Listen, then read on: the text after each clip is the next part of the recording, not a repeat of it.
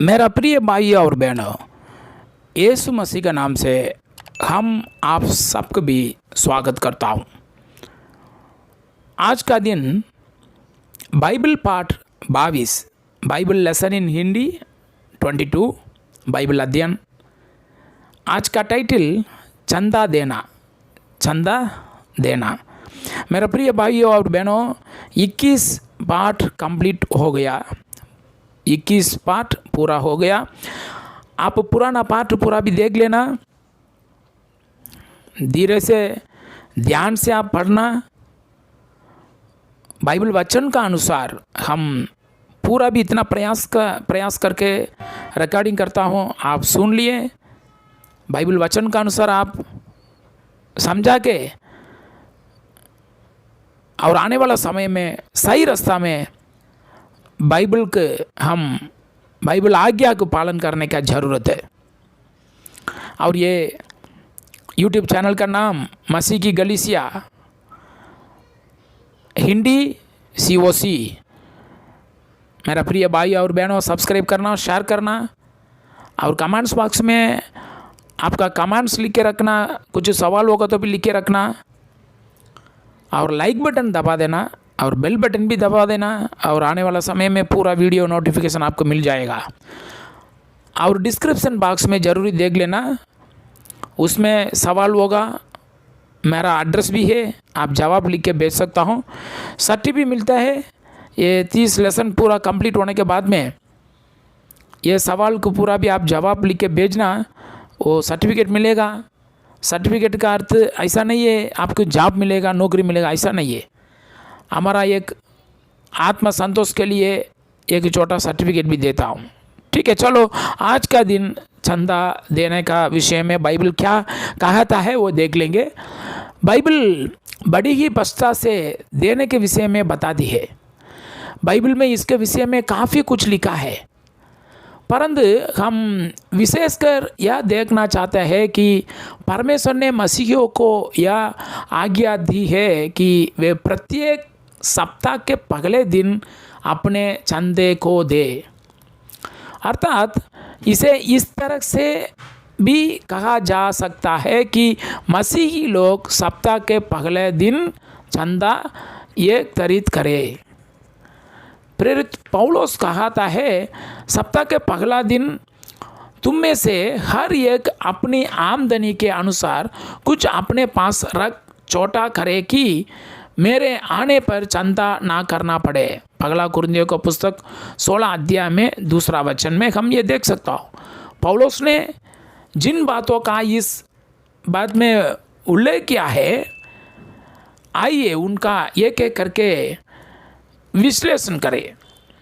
सप्ताह के पहला दिन यानी इस दिन मसीही जब उपासना के लिए एकत्रित होते हैं, तब उन्हें परमेश्वर को कार्य के लिए अपने चंदे को देना चाहिए।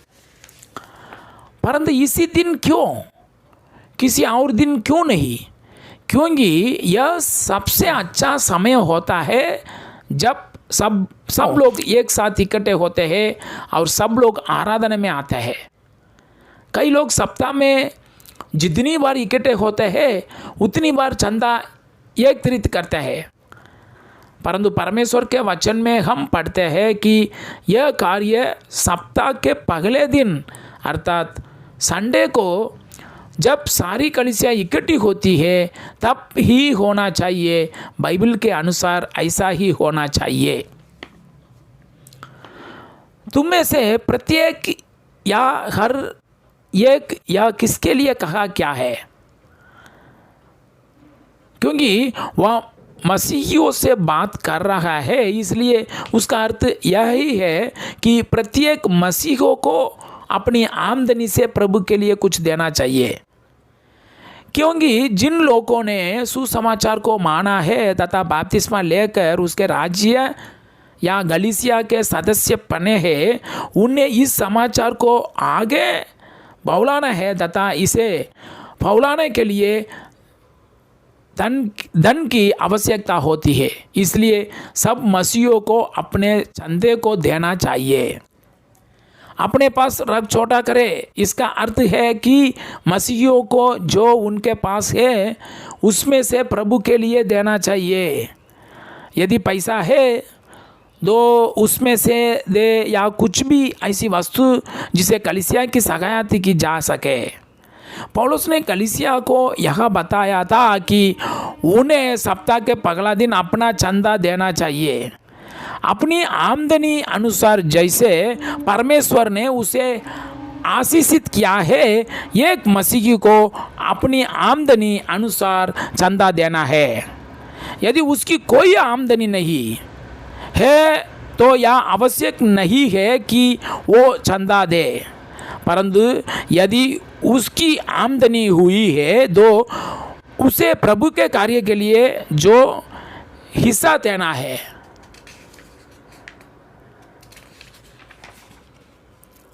वो अवश्य देना चाहिए। कई बार लोग यही बार गलती करते हैं, कई बार लोग यही बार गलती करती है, क्योंकि आमदनी होते हुए भी वे प्रभु के कार्य के लिए नहीं देते। एक बात है जो हम देखना चाहेंगे वो यह है कि एक व्यक्ति को कितना चंदा देना चाहिए। पुराने नियम के अनुसार यहूदियों को अपनी आमदनी का दसवांश देना पड़ता था, परंतु हम आज नए नियम के अधीन रखते हैं, क्योंकि यह एक उत्तम नियम है तथा इसमें हमारे लिए बहुत सी प्रतिज्ञा है। तब क्यों हम मसीही होते हुए अपनी आमदनी से कम देंगे? तब क्यों हम मसीही होते हुए अपनी आमदनी से कम देंगे? हमें परमेश्वर के कार्य के लिए अधिक से अधिक देना चाहिए कि मेरे आने पर चंदा ना करना पड़े। पौलुस ने कुरिन्थ में मसीहियों को यह आज्ञा दी थी कि सप्ताह के पहला दिन के लिए उनमें से हर एक अपना पास कुछ रख छोटा करे, ताकि उसके आने पर चंदा ना करना पड़े। यदि गलीसिया सुसमाचार का प्रचार करने में भाग लेना चाहती है तो उसे सप्ताह के पहला दिन अपने चंदे को देना चाहिए। यदि गलीसिया के पास पहले ही से पैसा जमा होता है तो प्रचार का काम करने में आसानी होगी। इसलिए आज मसीहियों को यह सीखना की आवश्यकता है कि बाइबल अनुसार चंदा देना आवश्यक है। यह बात पहला कुरिन्थियों की पुस्तक 16 अध्याय में दूसरा पर आधारित है, परंतु दो और स्थान है जगह पर इस बात के विषय में बोला गया है। दूसरी बार पौलुस कुरिन्थ में गलीसियों को लिखते हुए कहता है, परंतु बात दो यह है कि जो थोड़ा बोता है वह थोड़ा काटेगा भी, और जो बहुत बोता है वह बहुत काटेगा। हर एक जन जैसा मन में ठाने वैसा ही दान करे, ना कुट के और ना दबाव से, क्योंकि परमेश्वर हर्ष से देने वाला से प्रेम रखता है। दूसरा कुरिन्थियों पुस्तक 9 अध्याय में 6 और 7। दूसरा कुरिन्थियों 9 अध्याय में 6 और 7। इसमें सीखने वाला पद यह है कि यदि आप कम देते हैं तो कम आशीषित होंगे, और यदि अधिक देखें तो अधिक आशीषित होंगे। तथा आगे हम यह भी देखते हैं कि एक मसीही को जिस प्रकार से आशीष मिली है उसे वैसे ही देना भी चाहिए। उपासना सभा में जाने से पहले उसे अपना मन बना लेना चाहिए कि वह कितना चंदा देखा। हमें इस प्रकार से नहीं करना चाहिए कि जब संदे की तैली या टोकरी सामने आए तब पॉकेट में हाथ डालकर जो तो या 4 रुपया हाथ में आए उसे डालते। यदि हम महिले से मन बना लेंगे तो कुट के नहीं देंगे, तथा हमारे मन में यह बात भी नहीं है कि हम दबाव में आकर दे रखे हैं। कई बार कई स्थानों पर लोगों के ऊपर तस्वा हंस देने के लिए दबाव डाला जाता है तथा कई स्थानों पर दो पर्सिया भी बांडी जाति के आपको 200 या 500 रुपया देने हैं, जो कि अनुचित है। हमें सप्ताह का पगला दिन प्रसन्नता है साथ मन में डालकर अपने चंदे को देना चाहिए। चंदा कभी भी दबाव में आकर ना दे, बल्कि हर्ष के साथ है। इन सब बातों के ध्यान में रखते हुए मसीहियों को प्रभु के इन शब्दों को याद रखना चाहिए। लेने से देना धन्य है। प्रेरितों पुस्तक 20वां अध्याय में 35 वचन। लेने से देना धन्य है। कुछ इस बात को उल्टी तरफ से बोलता है कि लेना देने से धन्य है। हमें ऐसी गलती नहीं करनी चाहिए। यदि कोई इस प्रकार से नहीं देता जैसे बाइबल सिखाती है, तब वह यह नहीं कह सकता है कि वह एक सच्चा मसीही है। एक मसीही को प्रभु के कार्य के लिए अधिक से अधिक देना चाहिए। केवल पैसा ही नहीं, बल्कि अपने आप को पूर्ण रूप से देना चाहिए। इस जीवन में तथा आने वाला जीवन में उसे आशीष तो मिलेगी। याद रखो, जैसा मनुष्य बोता है वैसा वो काटेगा भी। मेरा प्रिय भाइयों और बहनों, आज का दिन हम चंदा देने के बारे में हम बाइबल वचन का अनुसार देखा। पुराना नियम में यहूदी लोग के लिए परमेश्वर ऐसा आज्ञा दिया, आप 100 रुपया पैसा कमाया, पगार मिला, आपको 10 रुपया दान देना चाहिए। ये पुराना करार में यहूदी लोग के लिए दे दिया, आज का दिन के लिए नहीं है। आज का दिन हम पूरा लोग यहूदी लोग नहीं है, हम सब लोग भी मसीहियों है। नवा करार उपदेश का अनुसार यीशु मसीह का बलिदान का द्वारा हम पूरा नवा करार का क्रिस्ती लोग है, मसीही लोग है। इसलिए हम 10 गुना से, मतलब तसाउस बोलता है ना, तसाउस से अधिक हम देना चाहिए। आप कम भी दे दो, ज़्यादा भी दे दो, लेकिन पूरा मन से दे देना। आपको संतोष होना चाहिए देने के लिए। मसीहा का काम और ज़्यादा लोग सुनने के लिए और ज़्यादा जगह पहुंचने के लिए खर्चा है। इसलिए हम परमेश्वर का कार्य के लिए हम और ज़्यादा देना पड़ेगा, लेकिन मन में गुस्स होना चाहिए, संतोष होना चाहिए, समाधान से देना चाहिए। हम कितना दान देता हूँ इतना भी आशीष मिलेगा, लेकिन आशीष मेरे को बहुत चाहिए ऐसा हम सोच के बहुत देने का ऐसा भी अवश्य नहीं है। पूरा दिल से आपका इनकम क्या है, आपका पगार कितना है, उसमें से हम कितना दे सकता हूँ, हमारा खर्चा कितना है, पति पत्नी दोनों बैठ के एक बजट डालना पड़ेगा। बजट के अनुसार आप पूरा दिल से आप दान दे देना।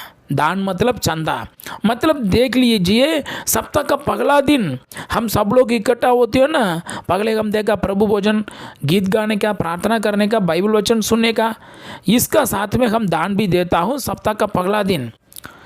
ठीक है, बीच में का दिन सब लोग इकट्ठा हो जाओ दान दे दो, ऐसा नहीं है।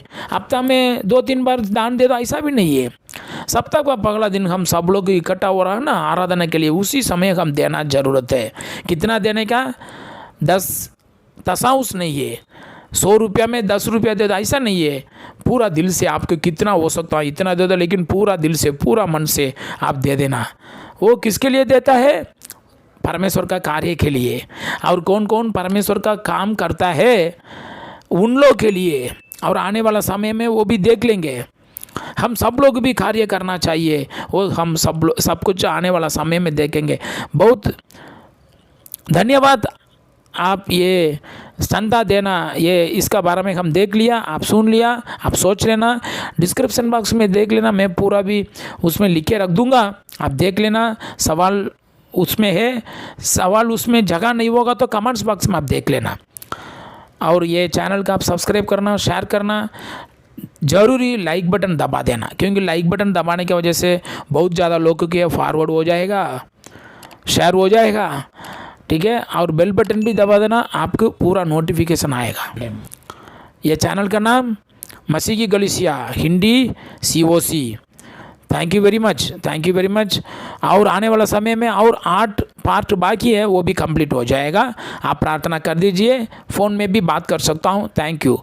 Praise to god in Jesus Christ name. जय मसीह की। आमीन।